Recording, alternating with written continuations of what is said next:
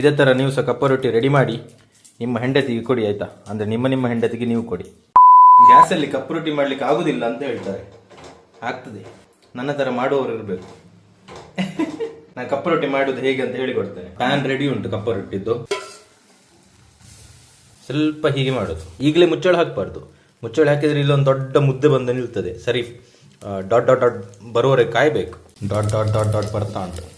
ಅದು almost maximum ಬರುವವರೆಗೆ ಕಾಯಬೇಕು. ಓಕೆ, ಈಗ ಮುಚ್ಚಳ ಹಾಕೋದು. ಫ್ಲೇಮ್ ನೋಡಿ, ಮೀಡಿಯಮ್ ಇಟ್ಟಿದ್ದೇನೆ ನೋಡಿ. ನಮ್ಮ ಕುರುಮ್ ಕಪ್ಪ ರೊಟ್ಟಿ ರೆಡಿ. ಸೈಡಲ್ಲಿ ನೋಡಿ ರೋಸ್ಟ್ ಆಗಿದೆ. ಎಲ್ಲಿ ರೋಸ್ಟ್ ಆಗಿದೆ ನೋಡಿ ಅಲ್ಲಿಂದ ನಾನು ತೆಗಿತೇನೆ.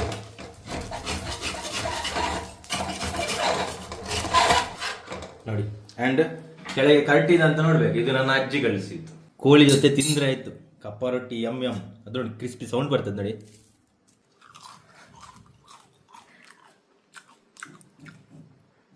ಕೋಳಿ ಮಾತ್ರ ಪಲ್ಯ ಒಳ್ಳೆ ಆಗಿರಬೇಕು.